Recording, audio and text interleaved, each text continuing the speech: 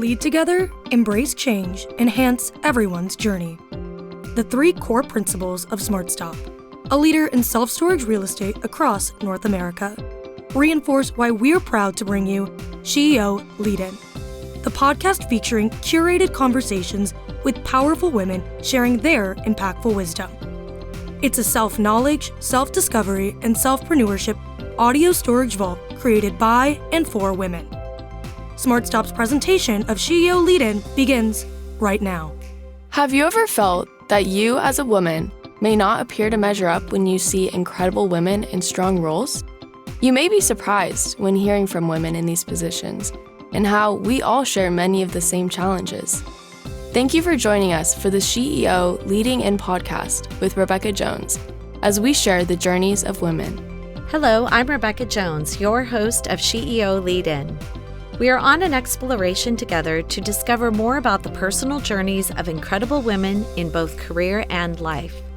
We all have paths to share that sometimes take incredible turns, deep resilience, and courage to navigate. My hopes are that the challenges shared here encourage women to take leaps of faith and growth when a journey feels too difficult or unachievable. There is great strength deep within each one of us. These stories are meant to share the ways strong women have taken their dreams to strive and thrive to new heights, despite their sometimes rocky paths, and found a way to lead in. Okay, today we are here with Niki Elliott, the director of CEEN at USD.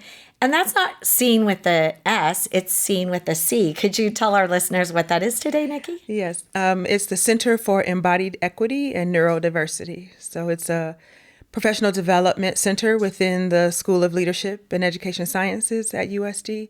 And we provide professional development for K-12 educators, community-based learning programs, and caregivers in the foster care system to support children with learning disabilities. Nice. Okay. Well, so just to kind of go back so our listeners can find out a little bit about you, do you have a fun childhood story that you'd like to share with us today? A fun childhood story. Yeah. Do you have something fun about? I actually used to ride horses. So Okay. I did a little barrel racing when I was a little girl. So something just fun that you might be able to share. I was a sports girl, so my parents, well, my dad in particular, used to get on me a lot because I would climb trees. I wanted to be where the fun was. And Yes. being the pretty girl with the pretty skirt that you could never get dirty, that just did not seem like any fun. So anywhere I could climb trees, play ball, ride my bike, I had a fun childhood. I wanted to be in the action and not the spectator. So I like that. So where did you grow up? I grew up in Inglewood, California, Yeah. in Los Angeles. Nice. And it was at a wonderful time. Like I see children now that, in the neighborhoods where we live now, no one's out on the street. Everything is pretty quiet all times of the day and the weekend. But I grew up when you got kicked out of the house and you were supposed to come back home when the street light came on. Same. And so I had a lot of fun and a lot of independence to explore the world and make mistakes and recover and build a kind of a fearless approach to life from the community I grew up in. I love that. Yeah. I had pretty much the same childhood in that respect. Okay, so do you have one word that you think best describes who you are? I've been told I'm transformational. Ooh. That my presence is transformational. Oh, I love that. So I wouldn't say it about myself. It's just what keeps being said about me. So I've decided to own it and live it. Well, you should. That's a good one. Transformational means you're getting things done, which is definitely amazing. So how long have you been in your current career? I've been in education for over 30 years. Okay. My present role at USD, I've just finished my second academic year at the University of San Diego, but I've been in higher ed since 2017, but in education starting off as a classroom teacher since 1994. So what does a day look like for you? Is it always the same? Is it different? My days are crazy different every single day. Yeah, mine are too because I have a commute. So I commute to USD. So I work hybrid. So some days I'm on campus, some days I work from my home office. But the biggest part of my job that creates the variability is that I get the pleasure of being in school districts across the state, providing professional development, and then nationally, and then this summer starting internationally, leading conferences, retreats, and delivering keynote speeches. So I get a lot of variety in my workday and a chance to meet a lot of amazing people who really care about children. And transformational. And transforming the way they show up for children is what I love. I love that. As far as, balance goes, I know that's probably got to be a little bit difficult. Mm-hmm. How do you do that when you're traveling? Because it sounds like you're traveling quite a bit. Mm-hmm. What balance you referring to? Yeah, balance with your work and your life. That's kind of tough, isn't it? Sometimes I feel like I'm crushing it. Yeah. And other days I'm like, how am I going to get even just my clothes washed? Yes. And well, I would say I have an amazing team, first of all. I learned a long time ago not to care about earning all the money or having all the credit. So I have an amazing team that supports me at work.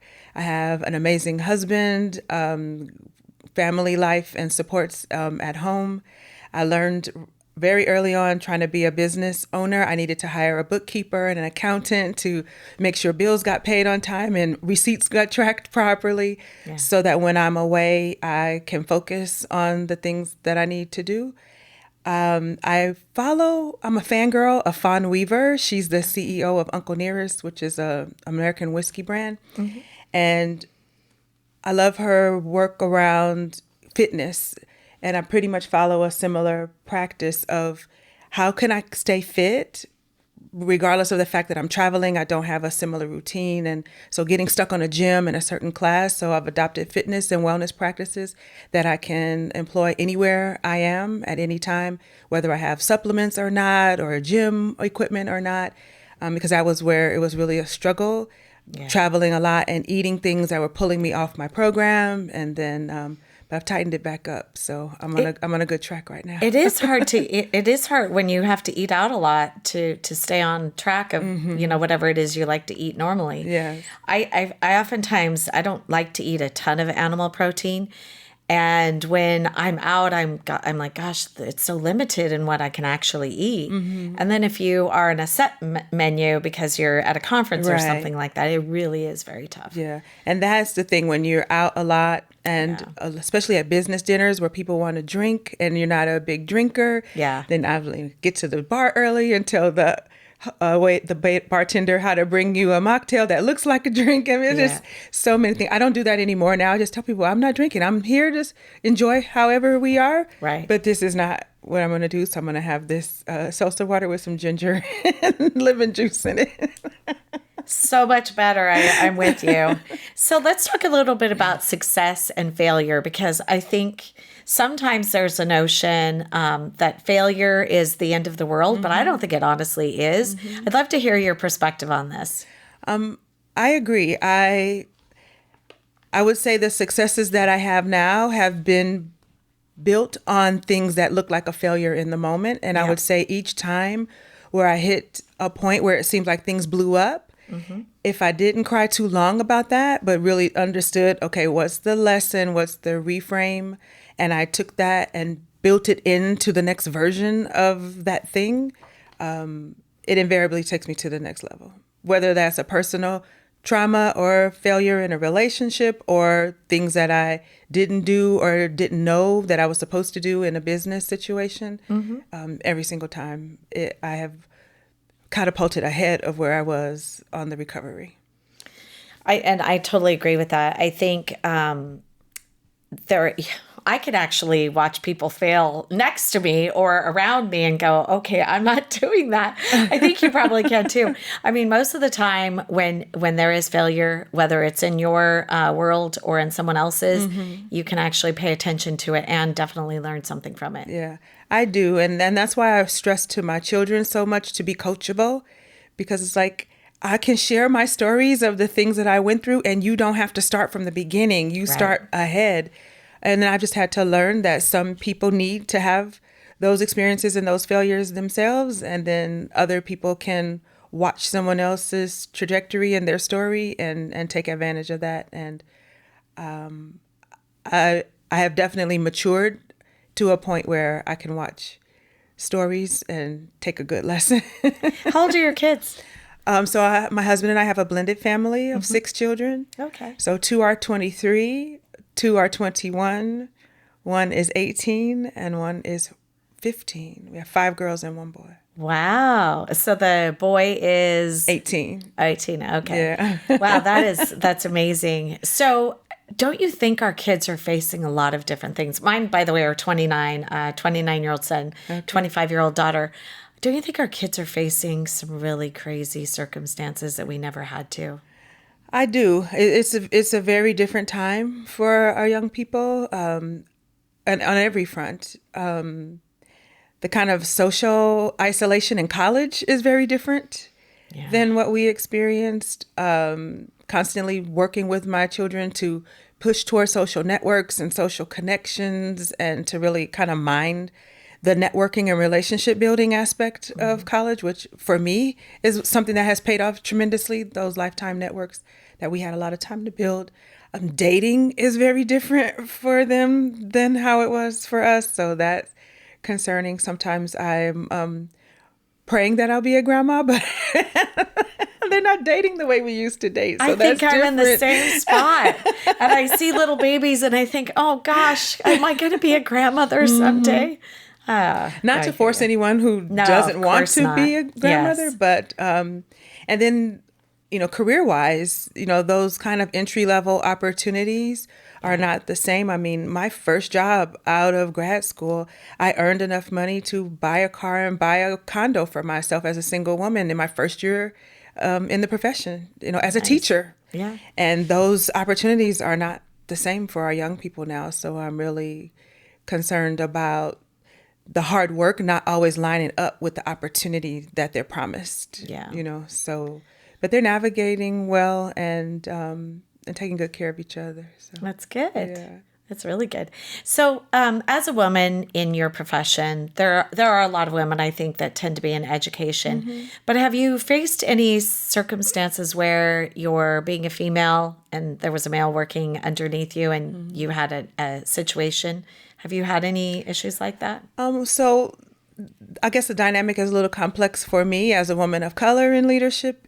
I get the, on occasion, the questioning of authority, the questioning of intelligence or capacity or, different things like that is what has been more subtle in my experiences. But when I am sent out to be in a leadership position as a keynote speaker, as a professional development trainer, I'll have principals, I have school superintendents who are more likely to be men. Sometimes some of the male teachers that attend some of the trainings, particularly at high school. The questioning of my credentials or that kind of thing will come up. But I don't know. I've found a way over time to understand that stick point and build rapport. And it's not something that happens every time, but my work is about mind-body wellness in education. Yeah. So what I teach in that work is your nervous system capacity is your greatest resource. And what I have found is that when people intend to be intimidating toward you, it's an intention to trigger you out of that zone where you are in your flow, and then you move into survival zone. So you go into fight mode, you start getting aggressive, you go into flight mode, you want to run away, you go into freeze mode, you shut down, you forget your words. And any of those survival responses are pulling me out of the genius zone that I'm there to exhibit and to deliver. And so I've had to develop a way to cultivate what I call a sense of felt safety and containment within myself, so that even when I'm out in spaces where I'm experiencing men challenging my authority or my credentials, or anyone challenging it on the count of me being a woman of color, I've built the fortitude and the capacity to continue to show up and thrive in those environments. And then over time, those attitudes shift. And in many cases, eventually build a rapport. So I like how you put that, but I do have a question for you. So I oftentimes feel like I am over prepared in many situations because I know that there is a questioning of just how I look. I Right. mean, honestly, how I look, that I'm a woman and how I look. Right. And there is a bias. And I know that going in.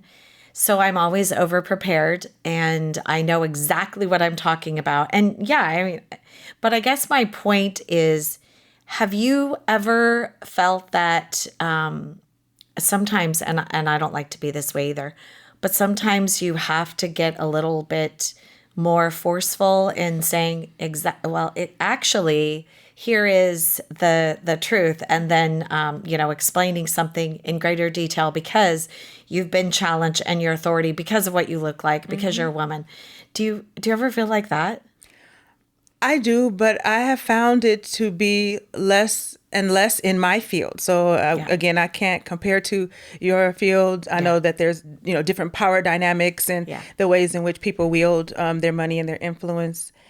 But for me, one thing that I have found, and these things I have to speak from my spiritual core, I had to learn to stop anticipating in advance that I would be challenged or that I would be discredited. And so in my prayer or my meditation, I send angels ahead of me to where I'm going. Yeah. And I envision the ways that I'm collaborating, the ways in which the things that I will share will be transformative. That person could not agree with me on anything, but there will be some one thing that I share that can help shift their perspective or plant a seed that'll get watered and bloom in some time that I will never witness. But in some way, that encounter is going to have an impact. So I've learned to expect that rather than expect to walk in the door to face discrimination or to expect to walk in the door and face belittling. And as I have done that, I experience it less and less. So we're going to take a brief pause for a smart stop, and we'll be right back.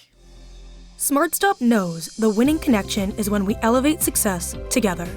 SmartStop Self Storage, a California company with nearly 200 properties and over 15 million square feet of rentable storage in the US and Canada, is committed to positively impacting the communities we serve on the national and local level. By aligning our core principles of leading together, embracing change, and enhancing everyone's journey with local initiatives focused on education, health, and social welfare, we all elevate together.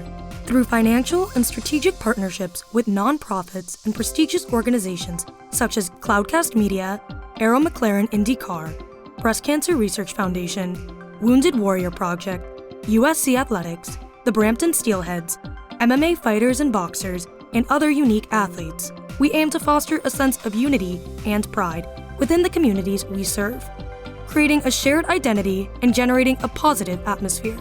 To learn more about our core values, our locations, and career opportunities, please visit us at smartstopselfstorage.com. SmartStop, elevating success together. Okay, so to pick back up on that, I loved how you put that. It was so eloquent. I really appreciate that. And I think the way that you were explaining all of that seems really, sending the angels ahead of you and all of that. I think that's a good way of looking at it, because it's true. Sometimes when you get in that mindset of, I think this is going to happen, then you honestly get lost in kind of what your message is and also kind of follow up your delivery. Yeah. So I really appreciate that. So let's talk a little bit about mentors and role models. I'm sure you had some. Would you like to share with our listeners today a little bit about that and what that world looked like?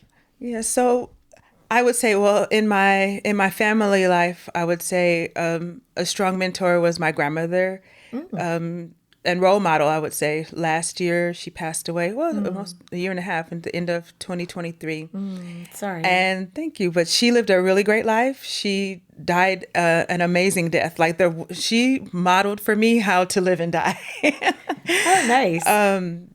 And so from her, I just really understood hospitality, how to she was a psychiatric nurse for the VA. And so she just had a way of drawing people and creating community and creating fun and beauty.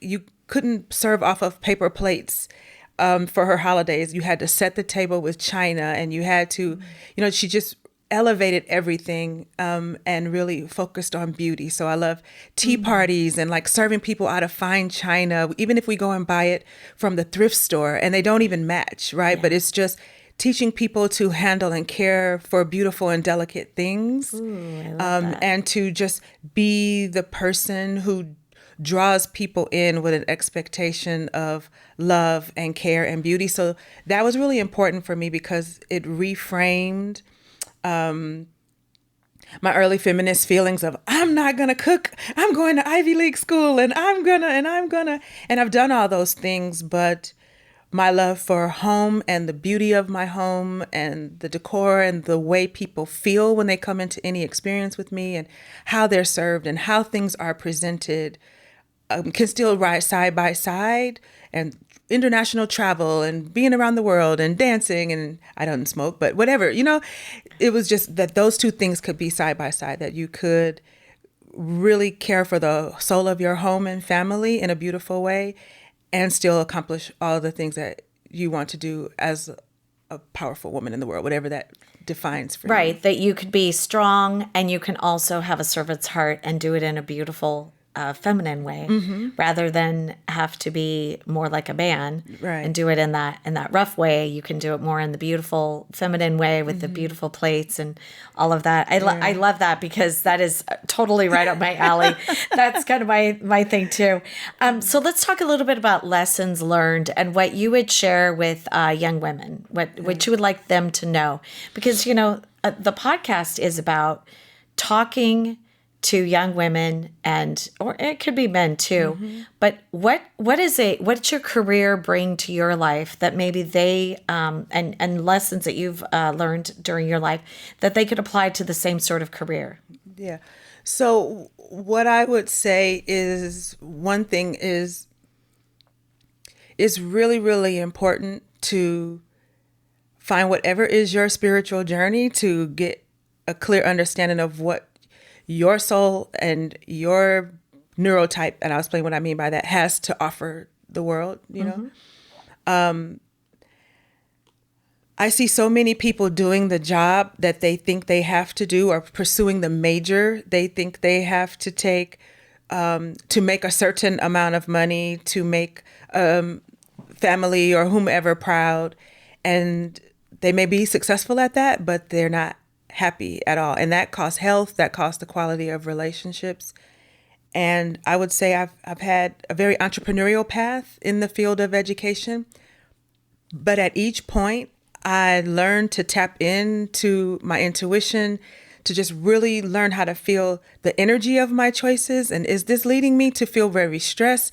Is this leading me to feel open and excited? Even if it's really hard, and even if I fail, there's still a leap and an excitement, even within things that feel scary, even when I'm pulled money out of my house to invest in a curriculum that people say, never touch that money in your house, not for education, and it paid off every time. But I can learn to feel the energy inside me that's saying, go this way, don't go that way. Right. And you have to be able to build that capacity. Like even my middle daughter right now, she's pushing back on the goals that we have set for her college path. And I'm going to have to take my own medicine on what I'm saying. Right. But I'm like, okay, if you want to divert from the plan, then what's your plan? And show me what's guiding you to move in a different direction or to go into the unconventional path. And so I had to push for that in my own life to get off the conventional safe path. And I profited tremendously from it and continue to. And now as a mom, I'm having to support my child in breaking free from even what we've agreed that she would pursue. But to know that she has a path in mind and a light that's guiding her to the unique way that her soul is calling to express itself on the planet. I love that. So, let's talk a little bit about how you got into your field, because I think, there's a notion that you go to school, and I think it's changing a little bit. And I'm going to tell you what I think. So a lot of times you think, okay, I really want to do this. I think that it's really important for our young people to go out and try different little jobs, a little try this, try that, because even if you find a major that you think that will really serve you and you're really excited about, there's so many different jobs within that actual business career that I think is really important. But I encourage kids all the time to go out and try, just maybe spend a summer and go and see if, is that right up your alley? Yeah. But explain to our listeners how you chose your journey. So for me, once I knew that I wanted to be in the field of education, again, I was thinking, to your point, the natural trajectory. Yes. I want to be a classroom teacher, but one day I'm going to be Secretary of Education, or whatever was the trajectory through. Which you there. Still could be. You still could Anybody could be right now. That's right. That's right. And so it was teacher, principal, superintendent. Just that traditional trajectory that was in front of me. But once I got into education, I had a health crisis that moved me onto holistic wellness path. Okay. So the conventional medical treatments were not helping me recover. And so that's when I got introduced to yoga and breath work and different types of herbal remedies, working with the Chinese herbal medical doctor. And so that path, and also clinical trauma-informed breath work. So as that path started producing healthier outcomes for me, I started looking at children who were struggling at the schools I was working at, going, wow, what if some of these techniques and practices could support them?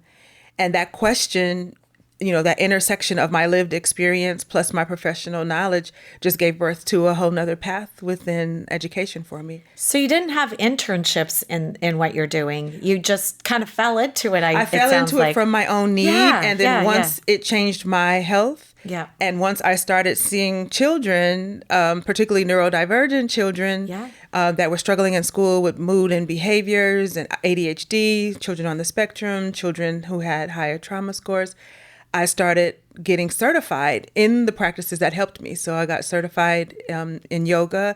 I got certified as a clinical trauma-informed breathwork instructor, and started looking at other types of energy modality, sound, and different things. So as I got those certifications, I started working with the children, and many of them started to experience better outcomes. Yeah. And so we incorporated it in the programming, and then I started writing curriculum. Then the teachers and the parents started asking, what are you doing that's helping? And then it started training adults, and it grew all the way to where we are now with the whole center sharing mind-body approaches to nervous system regulation for neurodiverse learners. So that, if not my own wellness journey intersecting with my career path, I wouldn't have discovered this whole wellness within schooling as a niche. So I have to admit, let's go back to the beginning of our conversation. What is that? The word, transformative. It's true. I would have to agree with that after all of what you've shared just now. A lot of people don't. They try to have a fine line, or have a strong line between what happens in their life and then how they use that in their career. I see the difference in what you've done, because what you've done is you've actually taken what has happened in your life, taken the things that you've learned, and said, you know what, we can apply this into now with children. And it's the same but different. I mean, essentially, you're taking things that you've actively been learning, and then you bring that to the table, which is really very transformative. And I love it. And that's where the work-life balance works out for me, because when I'm working, when I'm traveling, I'm doing what I love, which is energizing, and then I'm traveling to different cities, so then I get to sightsee, and I love it. It makes a nice work-life balance. So let's just talk for a minute about how this all, like advice that you might have, how it all kind of ties together when you're talking to people, like even when you're talking to other, to teachers and educators. What's your advice to people? And I think kind of your journey is a little bit different. I haven't heard anyone saying this happened, and so I was learning things, and now I brought it to my career. How would you advise other people that have gone through things like you have? I would say I will say for myself, I made a pact with myself that there would be no wasted tragedy. Oh, I love that. Right. That's good. So I don't wish for any quote unquote bad thing or traumatic thing to happen to a person. But if there have been struggles in life, or like in the case of myself, my own traumatic experience that created the health crisis that led me to this, when I reflect back on that, I wouldn't wish to revisit that time or that experience. I wouldn't wish it for anyone else. But out of it, I say I'm going to make meaning out of this by being able to bless the world and humanity through what I bring to this. Same thing, we adopted my son who had prenatal drug exposure and birth trauma. So he has a dual diagnosis of intellectual disability and emotional disturbance. And that journey of parenting through that and understanding all the challenges we face also went into the work. So everything that makes my work unique and be above and beyond, it's because the lived experience and the soul of that is infused in the work. When I'm delivering professional development, it's not just words off of a script that I'm reading. Right. It's something else. And so I just encourage everyone to look at anything that they would frame as a challenge in their life, like even the neighborhood I grew up in, the schools that I grew up in, and certain things that I experienced there have prepared me, if I look in retrospect, to be the kind of leader that I am now and to have the fortitude and the mindset that can do things that other people are afraid to do or unwilling to do. And it's just baked into who I am. And so I think when we look at our skills, our talents, and our struggles, they all merge and converge together into some unique offering that can only bless the world through you. And so I think, when you just said it like that, it doesn't all come from a book. Oh, no. It doesn't all come from a book. No. It comes from so much more. And we do all have unique things that we bring to the table. So just what are you most passionate about when it comes to your job? I am most passionate about meeting people, teachers. And so again, in our journey with my son, unless you have the lived experience of raising a child with a developmental disability, that because of the severity of their need, they've never been able to be accepted in Boy Scouts, never been able to enjoy YMCA, Boys and Girls Club, arts classes, sports programs, Sunday school, all these spaces that families typically take for granted. Families that have this experience are often marginalized. And so last year was the first year at age 17 that he was accepted at the Boys and Girls Club for summer camp. And he had the time of his life. That's awesome. And I'm most excited about now, the San Diego Foundation gave the launch grant that started our center, which allowed me to take the curriculum that I developed. And now we're training the youth camp leaders, summer camp leaders, people who work at science center, education centers. And so I'm most excited about helping people see that they can be more inclusive of children with developmental disabilities and behavioral challenges. And how possible it is. And so I'm most excited when I'm hearing reports now of reductions and suspensions at schools that we work at, and increases in inclusion. So last year I helped a summer camp prepare, and I said, my only goal of success is that not one child gets sent home and sent away from here because you say no one here was quote unquote trained to deal with this kid. And that is happening now. And so I'm most excited in my work that we're changing the trajectory of family life and the exposure, right, for children who people justify marginalizing. And now we're taking those excuses away for so many of them. So I think what I'm actually taking away from this conversation is you have taken the ashes and you've transformed them into beautiful things, and you're making something really beautiful. I love it. Yeah. What's up next for you? Next, month. This summer is my first international delivery of our work. Exciting. So next month in June, we'll be in Madrid leading a retreat at our Madrid campus for women of color in leadership. So this is a very challenging time right now politically for women of color in business and education, different leadership sectors, nonprofit. So it will be a business and wellness retreat for them for a week in Spain. So I'm very excited about that. I think yoga will be involved. It will be involved, Yeah. and breathwork will be involved. And then in July, I'll be representing our university.